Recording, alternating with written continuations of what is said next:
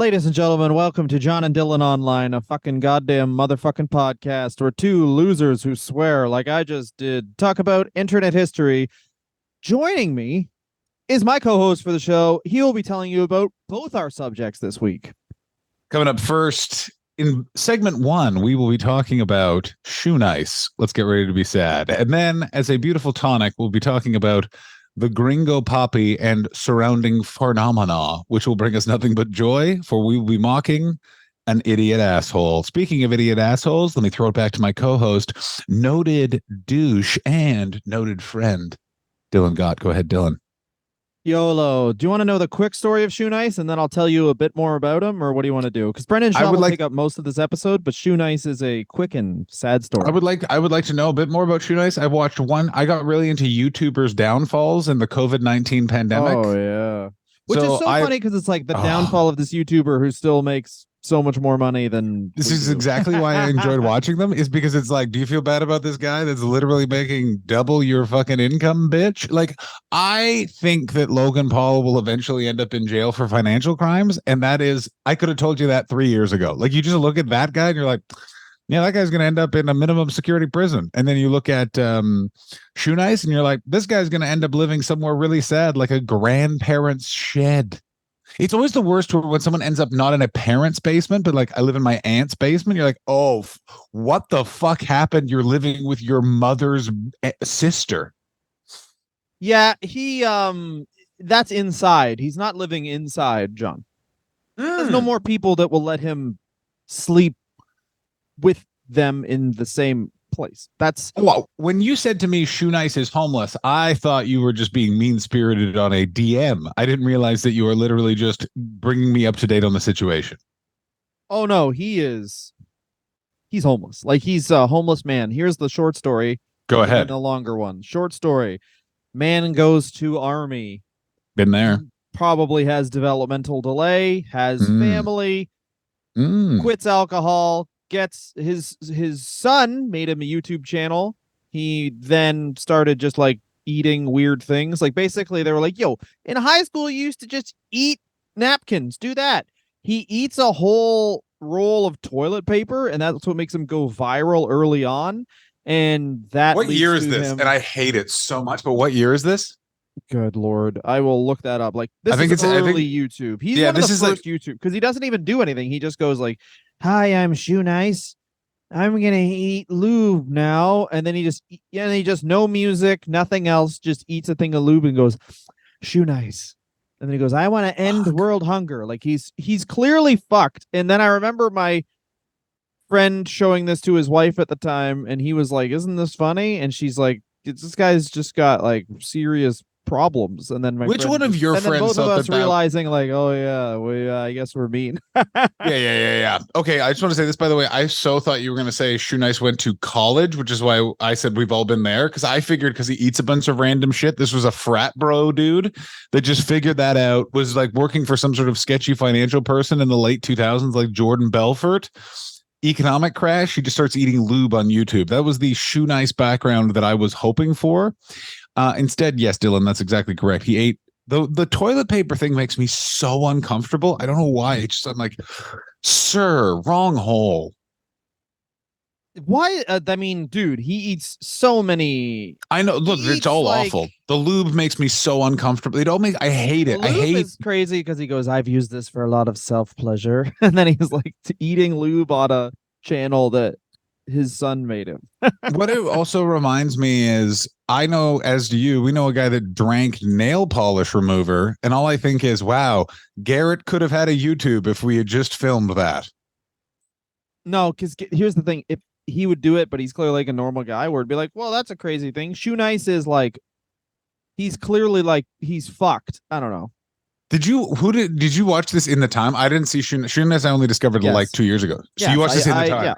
Yeah, I watched this at the time, and it was like a guy who's fucked. He was like, I'm gonna chug this in 1 minute, Shoenice, and then he would chug it and go, Shoenice, and that was it. Is crazy. Said, I want to end world hunger. He's fucked, and then what happens is his wife can't handle his fame, is what he says, but he's also like a pathological liar. He was a pillhead. He got kicked out of the house for doing pills. Then he starts drinking again. very quickly after that, he's homeless and like scamming people and just saying wild shit. He's on Tosh.0 a lot. He then complains about Daniel Tosh because why wouldn't you? He tries to set a record, a Guinness World Record on a TV show, on True TV. He tries to set a record for eating the most lit birthday candles, but he this is the fucking dumbest thing I've ever seen. On the show, they're like, you would have broke the record, but you have to eat every candle individually. You ate 2 candles at the same time, so no record. What? Yeah, so I guess the Guinness Book of World Records, like, if you're gonna do weird shit. I didn't realize the Guinness Book of World Records was a sassy little bitch. Like, that's such fucking a weird stickler where it's like, no, listen, my grandfather has this record and he'll die with this record because he ate 1 candle at a time because god damn it, he was a conservative. I don't know what they teach you in the United States of Piss America, but over here in fucking Ireland, where we set fucking records, you eat birthday candles individually, you blow them out as a group. What are they teaching in your schools? Can I just say this about Shoenice and this time of the internet? It is crazy that we adapted the internet for everything based off of the personalities the internet was giving us in the 2000s. Like, it was literally the Leave Britney Alone girl, Shoenice, and Perez Hilton, and we all were like, we need to get a device so we can be hooked up to this thing all the time. Leave Britney Alone was a man. I said that. I said leave Britney alone. Did I say leave Britney alone, girl, which I will not tolerate. 1,000 apologies. I confused the Free Britney women with the Leave Britney Alone gentlemen. There you go. And he was a gentleman, god damn it. Certainly was. He was just stating his opinion. And you know what? I think we should have left Britney alone.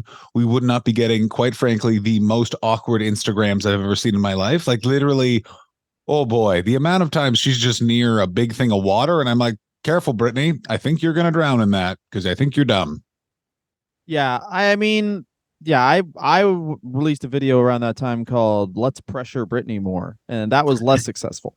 It was less successful, although you did get some audience like interaction. Pressuring Britney, Shoenice. Yeah, they were just like, "Yeah, Britney, eat a plum, eat it, Britney." Oh yeah, he gets drunk on. This is multiple times. He gets drunk on camera, and it admits that he was in food service in the army, like, and that's when he said, I want to end world hunger. And he later admits multiple times and hammered, exact same story every time, that he ran a guy over accidentally with a tank and killed him. That is wild. I'm also going to say a real hot take. You ready for my hot take? I don't believe that. Multiple times, exact same story. He's like, well, and the guy yelled, well, at least tell my family. And then days later, he died. He is a pathological liar. That's what I mean. Like, this guy's a massive liar. Why would you make that up, though? Why would you make it for up, attention? Hey, I'm because dumb. So here's what it is we are in stand-up comedy. We've dealt with these liars a lot, and I particularly have because of my the UK has so many of these types of people, and I figured out the logic. So what it is the lie just went too far along. And now he just believes it, which is like, yeah, I was in the army. That's probably true. I was in food service in the army. That's probably true. They let me drive a tank in the army. No, they didn't. Oh yeah, they definitely let me drive a tank. Like, there was a bunch of bad stuff that happened with the tank. That's why. And so it was like a bad thing that I was driving the tank because like, you know what I'm saying? And it builds and builds and builds and builds and builds to he killed a guy with the tank. I don't believe it. I think that this guy's a fucking lunatic. I bet you he wasn't even in the army. I'm going to say it. Stolen valor. Well, he doesn't say I was on the crowd. He says he literally was just giving people food. So then why was he driving a tank? That's the thing. Like, you know what I'm saying? Like, I don't know how the army works. I will say that. I don't know why. I'm going to say this too, Dylan. I also do not know how the army works. So I am, and I mean this from the bottom of my heart, wildly speculating, but I'm going to say this. If you are in the army and you're in food service in the army, I don't think you also are in charge of tank driving. Like, I think that those are two separate areas. You know what I mean? Like, two people can work at a factory. Also, like, some dudes and you're bored and like, what's that movie? Is that what the fuck? Oh, The Hurt Locker, where just like the entire movie's just them hanging out. we are remembering hang the fuck on, you psycho. We are remembering such different versions of the Hurt Locker. Yeah, that movie where I never saw it. There was one movie that was like, it's a gritty military whatever, and then there was like, and then the entire movie they just hang out and nothing really happens. I don't think that's a movie. What also the idea that you're like Hurt Locker is not that movie. Which one was it? I don't know. I'm not inside your brain. There was definitely a movie in the 2000s where it was sold as this big military movie, and then it's like everyone went in and it's like, yeah, it's kind of like Jake Gyllenhaal having some coffee. It's Jarhead. You're thinking of Jarhead, you fucking idiot. Jarhead was a massive bomb. Oh, I'm an idiot because I don't remember whatever bullshit movie. Yes, you are, because you literally went, Hurt Locker, the movie where they hang out. It's like, that is literally the opposite in every way. That would be like, I don't watch military movies. Schindler's List, that movie where where all those Jews just live. You know what I mean? Well, Jews do live in that movie, John. Oh, nah, but a lot of them died. You stopped it in the camp. You stopped. Certainly did. I stopped it when I stopped it after my Louis C.K.'s favorite scene where that lady just yells "Goodbye, Jews" a lot. Okay. Oh yeah. Louis C.K.'s favorite scene, huh? Jesus, that's Louis C.K.'s favorite scene. Speaking of Louis C.K., how do you go think ahead? This ends? How do you think? What do you think Shoenice's low point is? Louis C.K. jacks off in front of him. No, I gotta tell you, John, if that was the plot twist, I'd throw myself out of the window I'm staring at right now. They're like, oh, John, no. Oh, is it worse? Does he get caught jacking off? Oh no, it's worse than that, John. Go ahead. There's allegations that he is a pedophile. Yeah, pedophile. I don't. Do you know this? Where no one's gonna see this because even saying pedophile on YouTube, they downvote your shit now. Fucking shit is getting like you can't just say. I don't want to be one of those word crime people, but Jesus Christ, you can't fucking say like if I'm like, hey, that guy's a pedophile. It's like, well, no one's ever gonna know now because you should have found a weird way around saying it. What fucking drives me crazy, by the way, is all of the people. Guy's a big fan of kindergarten. That's what you have to say. Yeah, exactly. Also, all these fucks that are on YouTube doing shows about how you can't say anything anymore do not talk about the fact that social media companies are engineering our language by removing swear words and all that sort of stuff. Not to say that necessarily swearing is important, but if this is a free speech application idea, which all of these companies say, then what the fuck are you doing? And they're like, well, it's for the kids. Yeah, that's probably true, but it's actually to protect your sponsorship dollar. Dylan, down with capitalism. Say it with me. 1, 2, 3. Down with capitalism. I actually don't believe that. I like capitalism a lot. They should just do it. They should. I completely agree. Totally do it. Yeah, like every social media app could just be like, "Hey, I know when it's 8 p.m. in wherever between 8 p.m. and 5 a.m. Time to say frig a bunch, you mother truckers." God. Do you understand how that could save Twitter if Elon Musk literally goes, "Hey, listen, we're calling it Twitter." Nothing can save X, and it's also yes, it can. It's also he called him Cassius Clay long after he changed his name to Muhammad Ali, didn't he? Wait a minute. Wait. X, my friend. Cassius Clay changed his name. There you go, buddy. I assume he just Cinder to me. God damn it. Yeah, exactly. I don't even know what it's called. X, John, and yes, I call him Mr. Johnson. I'll have you know that I call him Mr. Johnson. Magic is not a name; that is an activity. Oh, call him Irvin. I don't go for nicknames, sir. Hello, Irvin. Lawrence. Mr. Lawrence Bird, please. Is he there? I don't go for short form. Yeah, there you go. I got to tell you this. The idea of he had to be called Larry Bird because the idea of Lawrence Bird just dunked the basket sounds like someone just filled a peach basket with peaches. You know what I always liked about Larry Bird was the people who named that family clearly had a sense of humor because he's got a goddamn nose like a bird. I completely agree with you. There's no one else on earth who I think looks like an animal that much, and their last name is that animal. I also like how Larry Bird will not admit that Magic Johnson is a better player than he is, even though there are some statistical evidence that points that way. Like Magic Johnson's very convivial, and they have a friendship now. But I was watching an interview, and then Magic was like, and then I blocked him, and Larry just stops it. He goes, "I need to make this clear. He did not block me." And it's just like okay, I didn't realize. Now I know what kind of man Larry Bird is. That is why you are not sat next to Charles Barkley on TNT, Lawrence, because you cannot take criticism. And I got to tell you, what energy. Go ahead, Dylan. Woo. Oh, that's like, yeah. But I mean, all athletes, like, if Michael Jordan was on the halftime of TNT, he'd be like, I would have beat both these teams by Oh my myself, God. and then just I would have would been there pay silently. I would pay that for that I would pay for him to react to all sports. Michael Jordan reacting to WrestleMania would be the best. First of all, the entrances are distracting. They should be focusing on the task at hand. Second of all, I would have beaten everyone in the ring. If it was a real fight, I would just win. Anyway, No. Either way. Shoenice, yes, Shoenice apparently allegedly has a relationship with a 14-year-old. Oh God. Not More like shoe not nice. fun. But Oh no. this is another one where he as soon as he Not the moves out time of for the his butt. wife's house, What? he starts chugging entire 26ers and 40s of vodka, like chugging them. And then everyone's like, yeah, it turns out he's a Skid Row alcoholic. And it's like, yeah, he chugged a fucking 40, like plastic 40s too, no glass. But as soon as you say a 40 of vodka, I know that you could drop that and it's not making a smash. He also, his channel, Shoenice, the channel, has about 1 million subscribers. It gets deleted by YouTube because he's like, fully on pills and fucking getting hammered and just saying wild shit. Like half of his content is him eating old paper, and then the other half of it is him just like, Becky thinks I'm gonna fucking those are my kids too, you cunt. And then I gotta tell you this. Shoenice, if Shoenice had come out in the pandemic to now, he's a billionaire. Do you understand that that's the YouTube account? So many people, like Bert Kreischer would have his shirt off being like, this guy, man, he just took 80 Vicodin and then he drank gas. And like, it's an interesting thing, the timing of the internet, of like when things get popular, how they get popular, who it is popularizing them. Like, I'm sure there's been a lot of people like Mr. Beast, but Mr. Beast is clearly successful because Mr. Beast just looks like a youth pastor. So I guarantee parents walking by are like, oh, it's not one of those weird YouTube things. He's watching this nice man give a slide to a cancer patient. And then Shoenice is the opposite, where it's literally like, this guy's going to eat lube. And then you look at the videos and you're like, yeah, he is.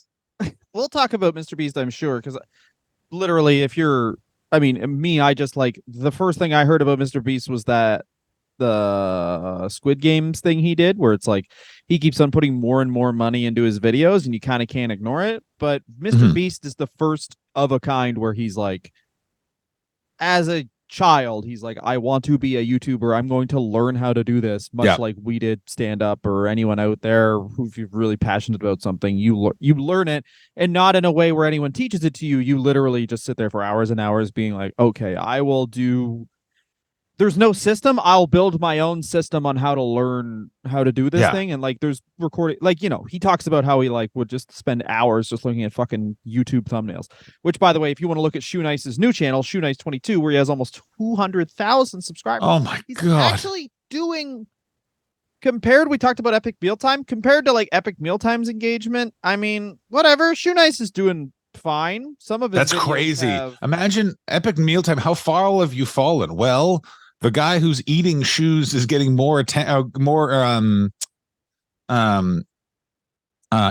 than we are, but he also might be a pedo, so I think we're okay. Yeah, he's eating his last video was a month ago as of this recording, and it is eating 12 raw eggs. And that's a month ago, and then previous to that it's eating raw steak, which got 138,000. Shoenice eats a shoe is 3 years ago. Like he's I don't know if he deletes a lot of stuff. Also, it's like he's screwed a bunch of people over and not paid them. I don't know what his family life is like, but clearly the man just needs medication. And I could also believe that his wife did a lot of like basically sort of being his like pseudo carer. Yeah, I think she was off. That's now, since when she left, it was like, okay. I can sum up their relationship. She's putting up with his bullshit. She's no longer putting up with his bullshit. He lives outside. That's like that. Like, yeah, man. And the Vice documentary is crazy because it's like this guy. It's like, okay, well, this thing cannot sustain itself, and you're just living off YouTube money and like staying in a hotel, getting hammered like literally with the life that people think, like as sad a life as people think cam girls have. You know what I mean? Whereas like cam girls now control their own destiny because they have like OnlyFans and shit. Oh yeah. I mean, I know I met there was an OnlyFans model that hung out at the Comedy Store deep in the pandemic when you had to do stand-up comedy through the building. And from that, she then started organizing comedy shows. And now rumor is she's just got a job in production at a giant production company. And I'm just like, yeah, man, that makes sense. There you go. That's the hustler bounce right there. Yeah, I feel like cell phones, smartphones, sorry, have made it so that you can't really judge anyone for doing pornography anymore because we all sort of have. Like everyone on Earth who grew from puberty while smartphones were a thing or was dating has technically done pornography because you definitely sent a picture of your nuts at least minimum to someone. I recreated the website Big Sausage Pizza. Dick. Here's the really? Yeah, that's right. Like throughout for like the last like most of my marriage, that was the only time that we that I could bang is if I put my penis through a hole in a pizza box and then acted like she opened the pizza and then was surprised to see my penis. Oh, okay. So you would come on camera with a pizza and then she would have camera. No. Crucially, she would have ordered on webcam that exact same pizza so you could pretend your pizza was that's a good way that's the best way I've heard to do like virtual sex. That's correct. Now I just want to be clear. The cameras, we had cameras, we did not turn them on. I like to do it. It was Big Sausage Pizza Unplugged is what I called it. Oh yeah, buddy. But yeah, I mean everyone has like sent their fucking nuts or ovaries to someone, right? That's what girls do. They said they get x-rays of their ovaries and send it to the man to show how fertile they are. That's all I want to see. If they're dating me, that's what they're doing. Get a test, see how fertile you are. I'll jack off to that test. Yeah, I would like to see your egg sac swell, madam. You have a ridiculous body. You can't birth my children. My children will be large. I bid you good day. That's what I would write to anyone who I would like, ma'am, I need to know your weight. Dylan is underselling. I've seen him say this to people in society. He's walked up. May I just say, your childbearing hips have made me think that you are the finest breeding partner in the land. No, but I say that to the man, and I tell him the man to tell his wife that because I will. Yeah, of course. I will not address it taking a woman. That is not how it happens. Of course, 1,000 apologies as you walk up. Greetings, fellow God is how you refer to men. Yeah. Greetings, fellow king. Yeah, I wish to discuss your horse that you fuck. Yeah, I would like to discuss your cum bag. Or is it you're probably woke, so you refer to them as women. Yeah, women, men with wombs. I would like to talk to your men with a womb. I gotta tell you about it. Andrew Tate is a monster, but I'm really, really excited for in 5 to 6 years, the guy that tries to do Andrew Tate. Like, the thing is, Andrew Tate's pushed it so far that the person that's going to go further than Andrew Tate, here's what I'm going to say about women. Kill them. Like, that's the next step. Woo, what a world. Well, he's got to be more of a criminal than Andrew Tate, so it'll be like, I don't know, Slobodan Milosevic. Is he still alive? My God. Slobodan Milosevic podcast? The thing to remember about being a king is that you first have to decapitate a lot of people not of your religion. What is the use of having science if we can't eliminate all women and then men make more men? If you have a woman, you throw it in the garbage. Anyway, that's Shoenice. That was very quick, but yeah, Shoenice, quick and said. Now here's a guy who I would say has, if Shoenice, this sounds weird to say, but it's like if Shoenice had the advantage of being able to go in the military, we don't know very much about his background. This next man, Brendan Schaub, had, I would say, most of the advantages a person could have without just being out and out born into capital W wealth. Oh yeah, Brendan. Yeah. Brendan. But yeah, 6'5", athletic, from a pretty affluent background. Like relatively, the problem with Brendan Schaub, as we get into this, is Brendan Schaub has been so massively trolled that I, at this point, cannot determine what is real and what is fake about some of his background, because so many things, like it is, like he has been absolutely fucked. Like it is crazy how deep they've gone. So basically, ladies and gentlemen, we're talking about Brendan Schaub. We're going to talk about his a break. After this short break, right now, we're back. We're back. Okay, so before we get into Brendan Schaub's intense trolling, the Gringo Poppy special, all of this glorious stuff, he first was a UFC fighter. Where he came from, his bedrock is the Ultimate Fighting Championships. This is what he uses to hang his hat on. Dylan, can you tell me, how was his UFC career? Let's go through that real quick. So here's Brendan Schaub, had an interesting UFC career because he was part of the first. He was like the first when UFC became really popular. Brendan Schaub was a former NFL player, so there was very high hopes that like, oh, this guy is like a proper athlete. He'll be able to learn fast. The thing about Brendan Schaub is he would get knocked out in very hilarious ways. So if he makes it to the finale of The Ultimate Fighter, which is a reality show that also doubles as a tournament, he faces Roy Nelson. Roy Nelson is 6 feet tall and 260 pounds. And over his career, everyone pretty much was like, yeah, if he just lost weight, he would be a 185-pound fighter. But he just didn't. And those are my favorite types of UFC figures, by the way, which is like, he's just got to do this one thing and then he'll be a world champion. And he cannot stop eating mayonnaise. So, well, it kind of sounds silly, but it's like, yeah, why would I'm pretty good here. They're way faster down there. I'm fast up here. I'll just be fast and fat and eat all the time rather than being I'll just be a regular guy. And that's what Roy Nelson did. But anyway, he knocks out Brendan Schaub. Throughout his whole career, it's like Brendan Schaub can't really put anything together. There's like, this is super weird, but he had like a really legendarily bad grappling match with a guy where he was just like way bigger than the guy. So he just kind of held him down and did nothing the whole time. And what makes grappling fun is like when you try and do stuff, and he literally just kind of like pinned the guy's shoulders to the mat and was like, I'm winning. And everyone was like, are you going to like try and finish the fight? He's like, no, if I let him move, he'll beat me. So I'm just going to win like this. He beats some people. He loses some people. He knocks out Mirko Cro Cop, which is kind of like the mixed martial arts version of like he knocks out your dad. He gets knocked out by Big Nog.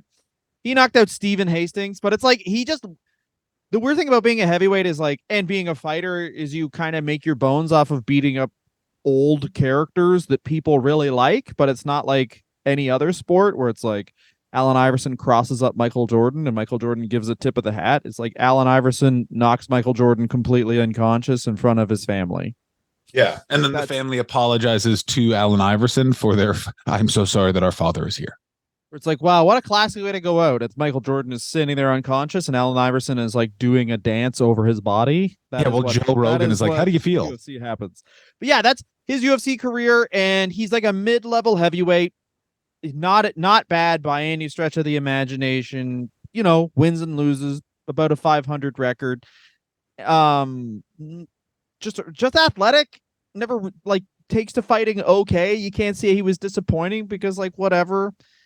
But the thing that Brendan Schaub really does, and this is kind of like, I guess you would say he's in the land of the blind, man with one eye is king, is he is really good at getting sponsors, which plays into his other career, which is the UFC now has an outfit, like they have a branding deal. So every single person for a while had to wear Reebok, and now they have to wear Venom.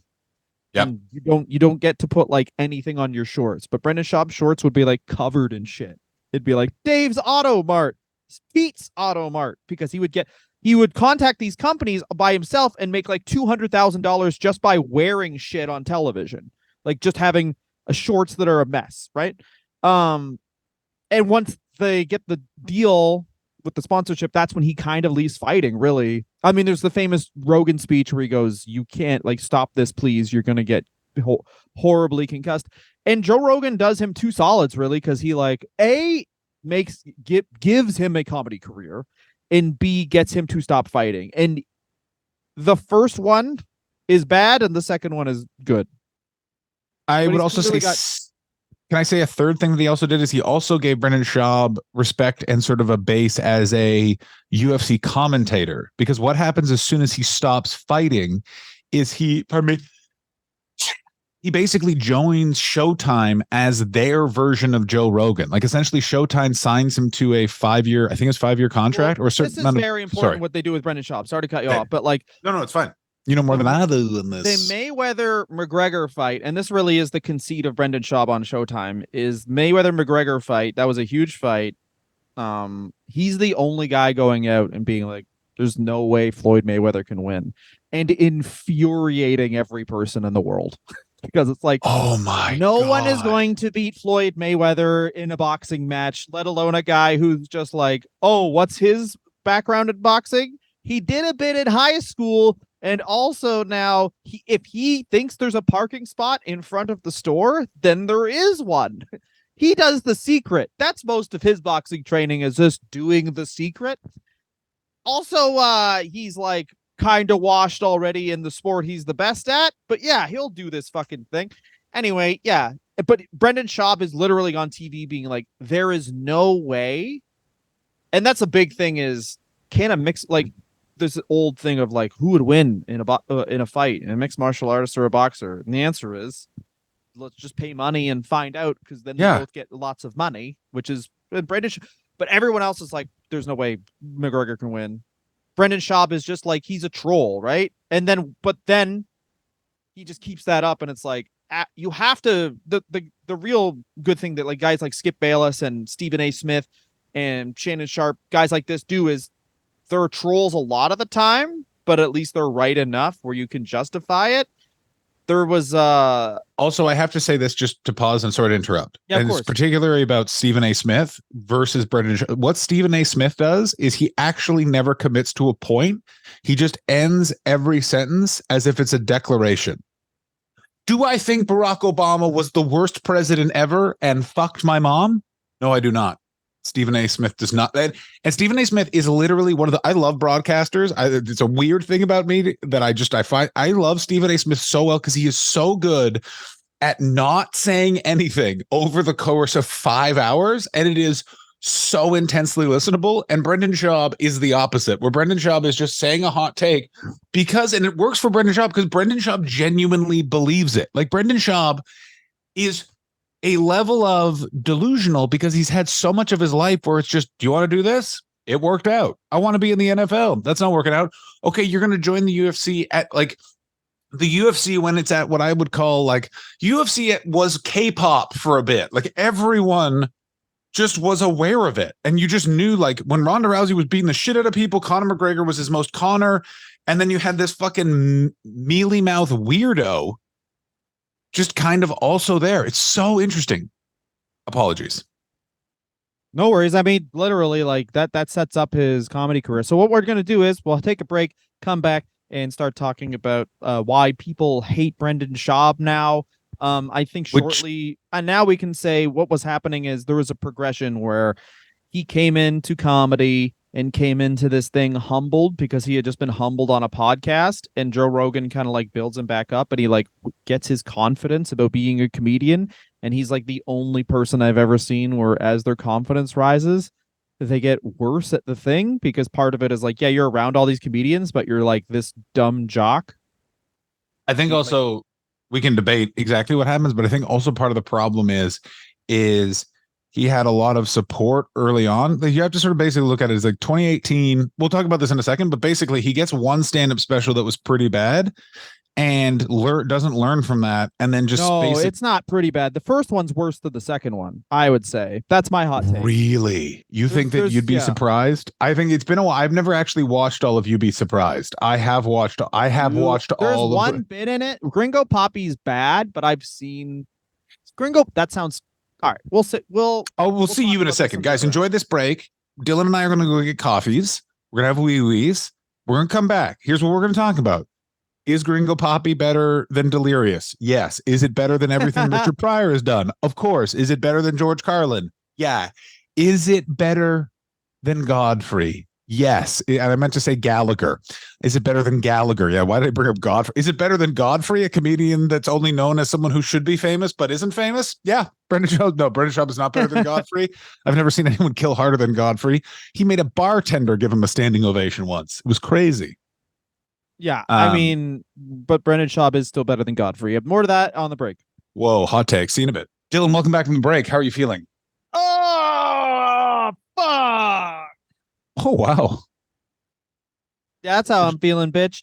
Tell me a bit about Brendan Schaub. So, ladies and gentlemen, Brendan Schwaby Bobby is confronted by Joe Rogan about being bad at UFC or whatever, and he takes his concussed ass to stand-up comedy.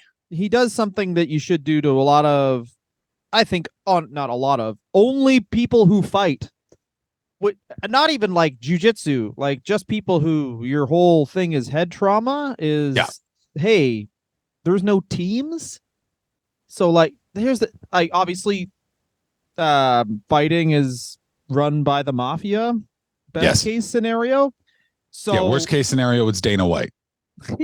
Yeah. So they're just going to let you like basically die in the ring and Joe Rogan is like, you're my friend, please stop this, and confronts him in a public space. Could he have done that not in a public space? Yeah.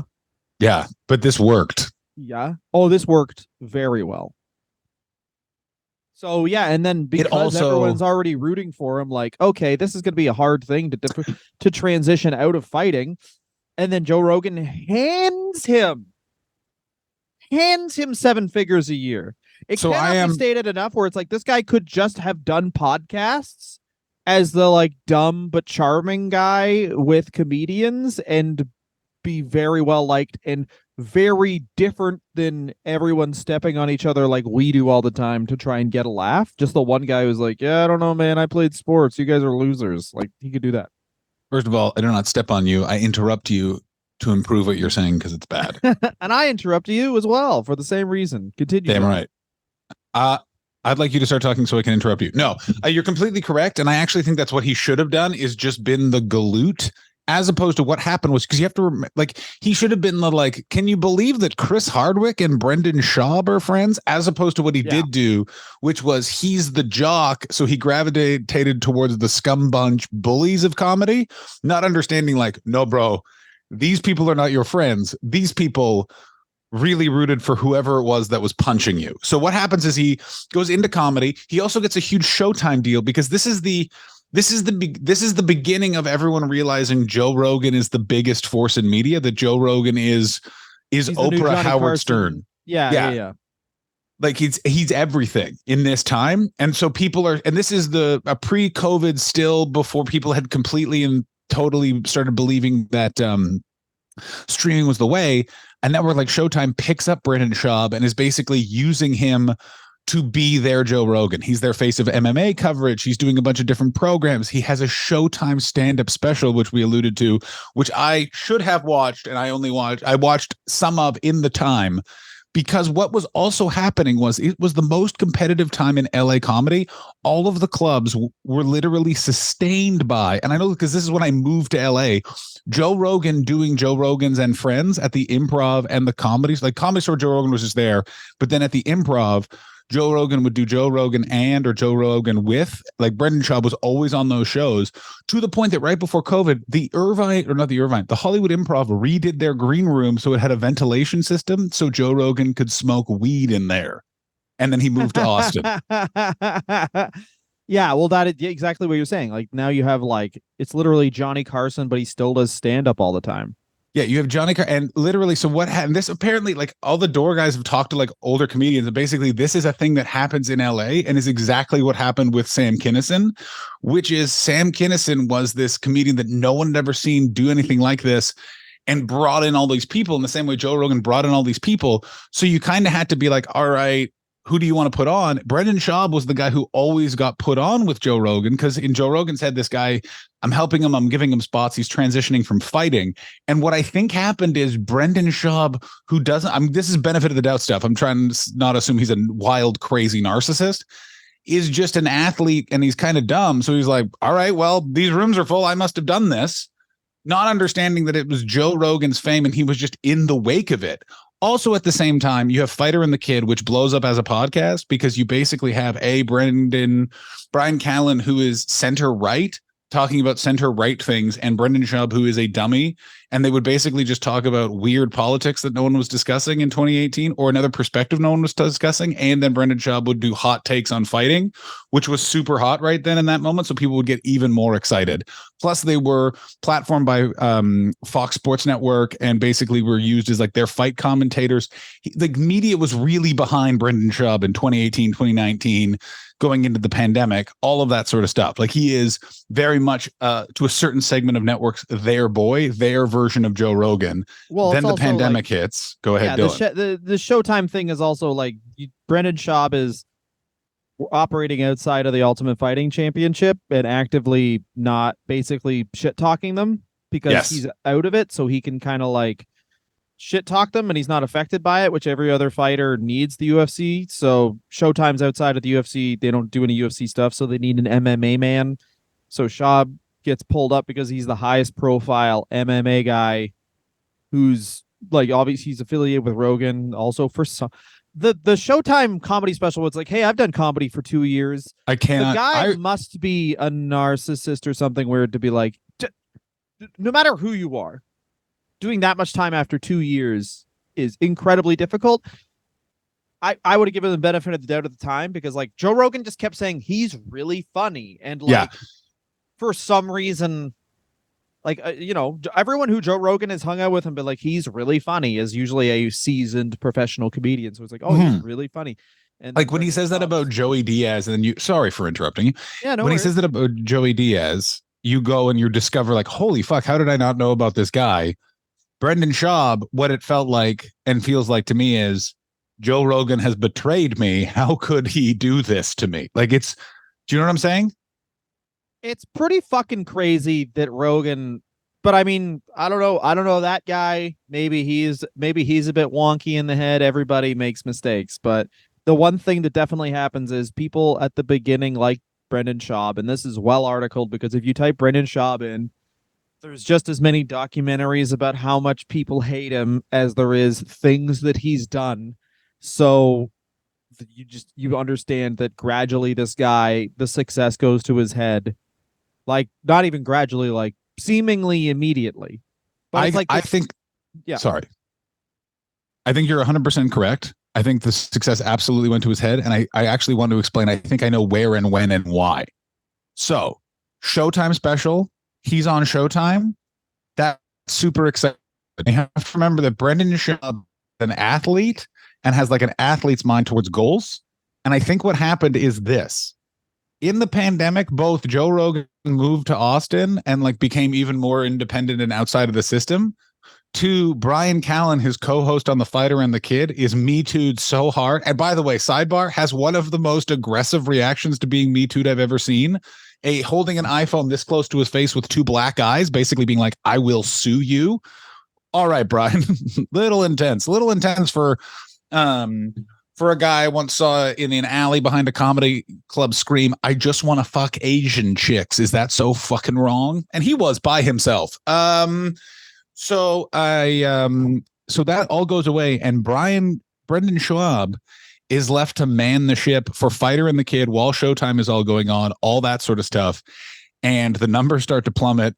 People start watching this shit. Also, he doesn't have MMA to comment on because it shifts from there being fights to you're talking about MMA news and him speculating of just being like, well, Bellator, like there's nothing for him to say.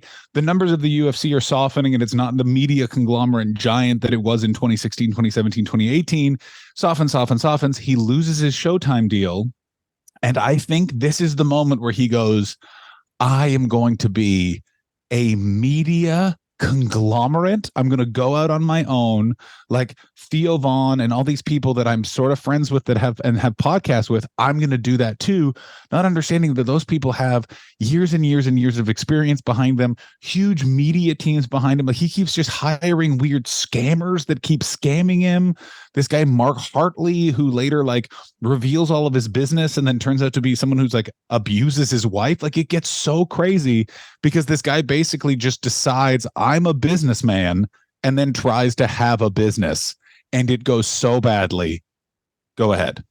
Yeah, he starts off as a guy who's dumb but knows he's dumb, and then is very quickly a guy who's dumb but thinks he's smart. Exactly. Everyone else around me is a multimedia conglomerate person. So am I. Oh wait, it's not good. He also, and this is the best part, he does it basically produces a army of locusts to attack Brendan Schaub. So here's how I think that happened.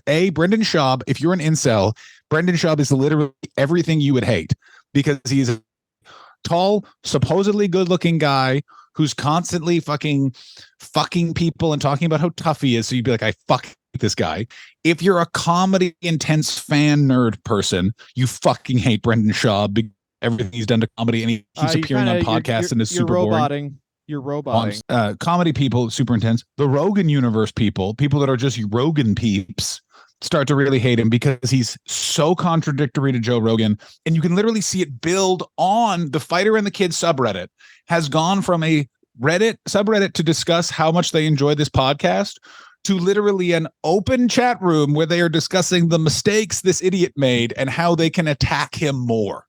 And he is no help of himself because he doesn't realize that his ship is sailed. He is not important or integral to the comedy club's survival in Los Angeles. So all of the people that were keeping stum about his weirdness when there was Rogan around, because comedians are rats and want to protect their spots, as soon as that's not a problem, watch the fuck out, Brendan. You better be on your P's and Q's. And he is not. And he pisses off everybody because he's also now associating with Chris D'Elia, keeps being like, Chris D'Elia did nothing wrong. There's a bunch more accusations about that. And he's like, well, maybe I'm cool with what he did. You know what I mean? Like, there's just, it's like it keeps piling on and piling on and piling on.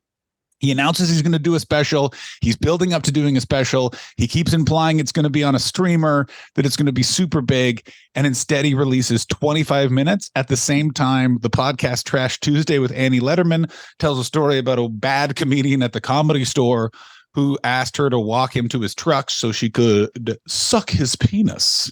And they never reveal who it is. He later apparently tries to sue them and leads to a giant feud with Bobby Lee, where Brendan Schaub accuses Bobby Lee of orchestrating the Reddit trolling. And all through this is when he releases The Gringo Poppy, which is like a magnum opus of bad stand-up. I've seen club middles that are this inept. I mean, I shouldn't say that. I've seen sets that are this soft and stuff. I've done sets that are this soft. Yeah. But when you're like giving everyone a reason to hate you, and then you release this thing where it's like the audio is bad. Like, I was listening to it while playing video games, and it was like, usually if the audio is consistent, then you won't even notice things. But it's like, there's certain laughs where it's like, oh, you cut that and put that in.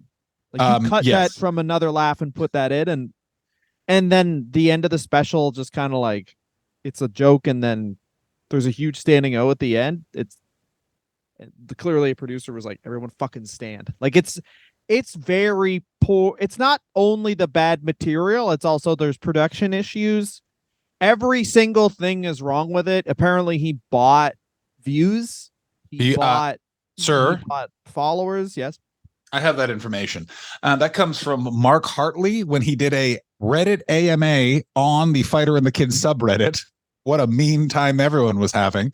And he revealed that he bought 400K worth of views, which is actually a very bad idea, especially at that level, because it fucks up your YouTube algorithm even more, because YouTube's like, the special is big in Albania. Well, I guess we're showing Albanians a bunch of, you know what I'm saying? That's what it does. The other thing is that because he put out something so bad after building up, that subreddit has poured over this thing to the point that, like, all the cuts with the laughs, they've figured out where it was. You can watch a video which is just they said the better version of the director's cut of Gringo Poppy is just the empty stage for 25 minutes and 45 seconds. But it's like they edit it so it's moving around and like you're watching an empty stage. They keep comparing its views after 2 weeks to just podcast episodes after like 2 days. It's so mean. And it's really satisfying. I have to tell you, I got to tell you, I'm okay with it.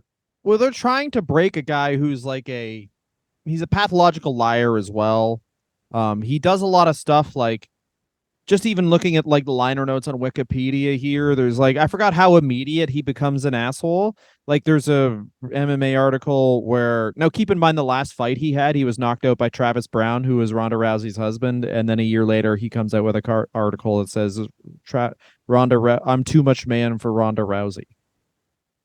Oh yeah. Like the thing I think where it's like, he was probably likable in reality because everyone felt so bad for him, what Joe Rogan did to him in a public space, and felt like, okay, we can help this guy. Like, we already like you. If Papa Joe likes you, then we like you too. And then within the span of 6 months, it's like, okay, you kind of burnt all of you could have just been a dude who was in the background. And also the other thing is Joe Rogan's like crew. This is the weird thing about Joe Rogan, where it's like his crew is always evolving. So yeah, that's a really good point. So Schaub was in it for a minute, and then Brian Callen and Chris D'Elia. And Chris D'Elia, Brian Callen, and Schaub are kind of like the castaways now, and they have their own podcast. Where it's like Chris D'Elia is a comedian who actually does make a lot of people laugh, but he obviously is also like the allegations of him like trying to organize a sex cult. Brian Callen's got Me Too'd, and Brendan Schaub is like all of the above, like just a scammer who's also like bad at it. Yeah, what's interesting about Joe Rogan is he associates with terrible people. What I think you mean by he constantly has to rejuvenate his crew is that he maybe isn't the best judge of character. You and I are a bit guilty of this too. We like scumbags, and we have some, like, I have some beautiful, amazing friends that are true scumbags. So occasionally one slips past the fence and you have to be like, okay, whoopsie doopsie.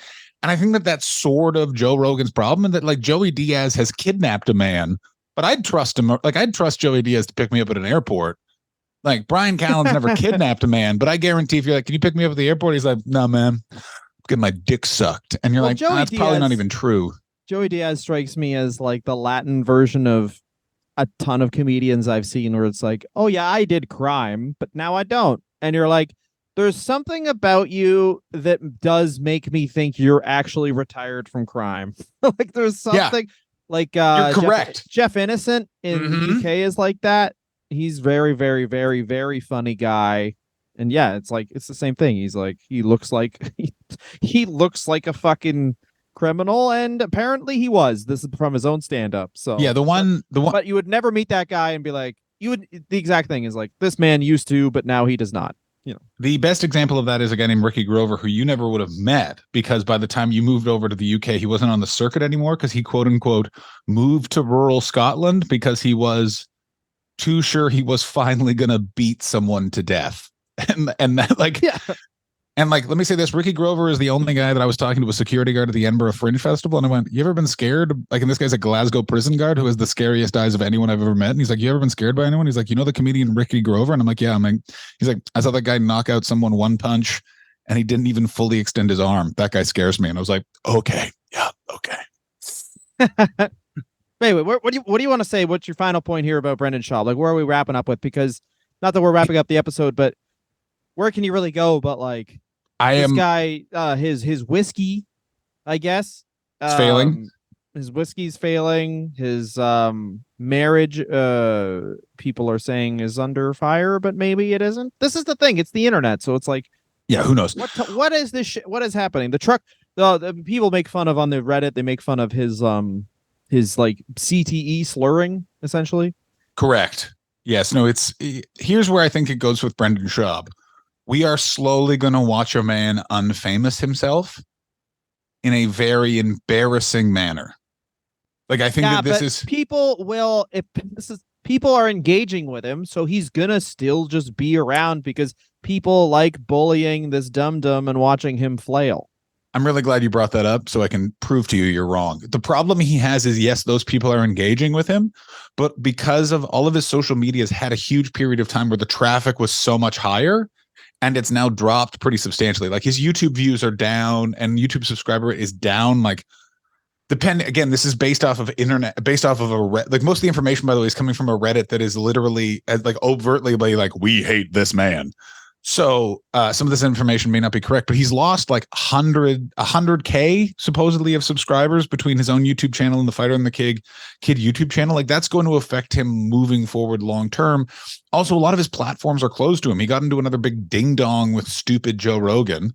And now Joe Rogan's like all pissed off because apparently, by the way, Brendan Schaub's going back into fighting is apparently the next avenue, is that like he's trying to like do kind of a version of what Logan and Jake Paul have done, which is like some sort of like maybe do boxing as opposed to UFC as an exhibition fight to just pop a rating. I'm going to say this right now. We might be getting Gringo Poppy 2 in the ring with you, and I cannot fucking wait. There's a really good joke from his first special where Canadian comedian John Collin broke it down, where he has a joke about how there's this Asian doctor, and oh baby does he do the voice. Certainly does. Who checks on him after he's knocked out. And then John Cullen shows video of that doctor, and he's just a guy from California probably. He's a guy, he's naturalized United States citizen, 100%, born there, does not have the voice, but Brendan Schaub does. Probably that fucking voice, baby. Probably just a guy from Irvine. Yeah. Yeah, even saying he's from California makes me feel like I'm being an asshole, but whatever. It's also a good guess. It's either the California or Nevada doctors. I don't know what to tell people. If it's the UFC and they're fighting in Las Vegas, they're either from California or Nevada. You want to fight? Oh, yeah. Probably Nevada. Whatever doctor where you ignore some stuff. Oh, yeah. Whatever state where the medical bar license comes with a cocktail napkin and one of those fun umbrellas for your drink. But yeah, Brendan Schaub, the story of a man who almost did something, and it's such a waste because it's like he has so much of like, if he was just a bit more if he was as self-aware as Mike Tyson is. Wow. Think about that. He would have a better, because he could have just like been like, oh, yo, like fucking, I want a second career. Joe Rogan's friends with all these comedians. Can you guys like teach me how to do comedy and I'll do a one-man show? And then like, oh my God, that you can't fuck anyone over on the internet because everyone just like micro looks into everything you say. So it's like, if you like tell a story about getting mail, someone will just write in the comments like, I know for a fact you don't get mail. You get it emailed to you. I know you get your bank statements emailed to you. And if you say something that fucking dumb again, I'm going to release the numbers. Here's something I think about all the time. Shia LaBeouf put a flag in the middle of literally nowhere. They found a place where literally nowhere that just said, he will not divide us. And 4chan and the internet, using the stars, located the flagpole, sent a guy to the flag, dropped the flag, and put up a MAGA hat. Now, I disagree with the ideology of Trump, but let me say this right now. That lives in my head fucking for free when it comes to the internet, of just like, do not challenge them. They will fuck you up, bro. Like, you're literally going up to demons and going, what are you going to fucking do? They're like, what are we going to do? You have CTE and 4 podcasts. Editing alone, we'll find something. And they have. Yeah, they find anything. He's like you said, man, there's nothing more infuriating than trying to get outsmarted, but Brendan Schaub, like trying to outsmart people who he's leagues dumber than. Yeah. So it's like, that's what it is. And honestly, like the Reddit sleuths on there, I do wish they would just like put that effort towards something that could help like the earth. But I mean, whatever, man, we all need an escape. And I guess theirs is bullying a guy who, and this is very key here, tries to cheat on his wife, but is unsuccessful publicly. That is a very great point. Not successful at cheating on his wife, but boy, oh boy, he'll give it a go. The Annie Letterman story where she's like, walk me to the truck and suck me off is like so crazy, because it's like, you could do that to so many other people and maybe your success rate goes up. Maybe your failure rate is the same, but also they won't like have hundreds of thousands of people that listen to them every week who then can figure it out with you. I've also figured something out. But I mean, that's how cheaters work, though. We know people who've cheated. Like, it's like they're not like calculated. It's like the same thing as like they talk about like serial killers. Their first crime is like crazy, well planned out, and their last one is like they just fucking shot a guy in the middle of rush hour and walk away from the car, and that's how they get caught. So here's what I think it is. Brendan Schaub in the end is an NFL player. So Brendan Schaub in his head is, who wouldn't want to suck this dick? Annie Letterman also, because Brendan Schaub is fucking stupid, because Annie Letterman's set is pretty yo, you want to bang? It's very funny. And I guarantee he in his head was like, this set's about me. I'm going to ask her to suck my dick. I can imagine him on the way to the car, not even looking at her, just still texting someone else and be like, so we get in the truck, you suck my dick? And she's like, what? And he's like, God, just fucking suck my dick. He's like, you're 100% right. You're 100% correct. It's this energy. No, it's actually in the car. He's going to be in the car and he's doing something obnoxious. Like he's like, okay, yeah. So we're going to suck this dick. Like, oh, fucking hell. You're absolutely correct. Also, just, it's amazing. This is how it's going to end is what are the likelihood do you think that they get Brendan Schaub v Ronda Rousey in a boxing match? Because I got to tell you, that's the only thing that saves his family financially. If they can get Ronda Rousey to agree to box him, who's not buying that? Who's not going to be like, we are going to see Ronda Rousey kill Brendan Schaub in the middle of the ring? I think that very instructive of the first person that we covered in this episode, Shoenice. Brendan Schaub will be fine because it'll always be fun to have him on a podcast and clown him. Like that'll always be a fun thing. Brian Callen and Chris D'Elia. Like Chris D'Elia has fans still. Chris D'Elia is the fucking discount Cosby. I think it's so funny that people are like if you like Chris D'Elia, why there's better options of monsters to like. It's so funny to me that you would like Chris D'Elia where it's like, just like a better monster, dude. I mean, don't worry, Dylan. Some more monsters will be joining him in a moment. But also the thing that's so fascinating about Chris D'Elia is Chris D'Elia also, like Chris D'Elia was just such, like, besides being a definite sexual predator, was so fucking rude to every member of waitstaff at like he was the rudest comedian to service staff I've ever seen in my life, which is, do you know how competitive that field is? Do you know how hard it is to stand out in a group of people that when I saw someone brought a water once and he went, no ice cubes? What kind of job do you think this is? Whoa. Yeah, literally like Chris D'Elia fucking sucks. And Chris D'Elia is smart enough to fucking keep his mouth shut a little bit on the internet. Not that smart, but like, oh my God. But Chris D'Elia apparently tip of the iceberg. Bunch more nonsense about to come out. Oh my God, so crazy.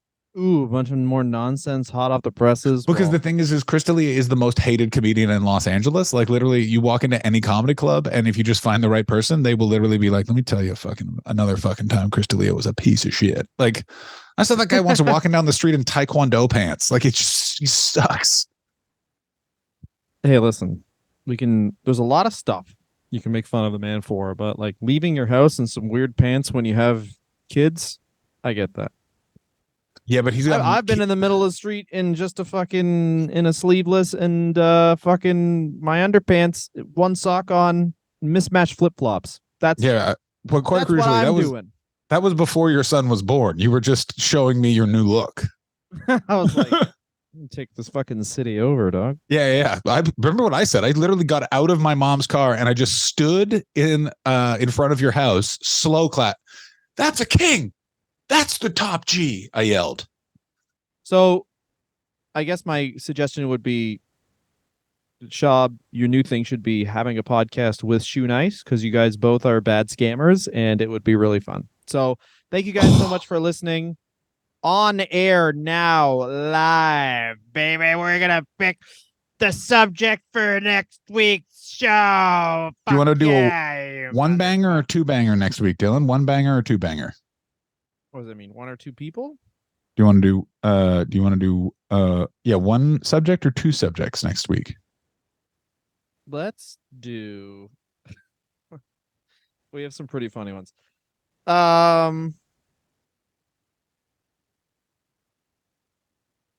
Let's do the fucking Paris Hilton sex tape. Oh boy, Rick Solomon, the worst man in the 2000s, and that's a competitive list. He's worse than Tony Blair, worse than Dick Cheney, worse than Dylan Gott, worse than John Hastings. Rick Solomon. We'll talk about Dan Savage from Savage Love's weird use of that podcast as instruction for sex. Something I remember from 2003. Really? Oh, God. Maybe 2004. I do remember. He's just like, I'd say the most important thing about sex is to be on your phone. Be on your phone. Do you remember that part?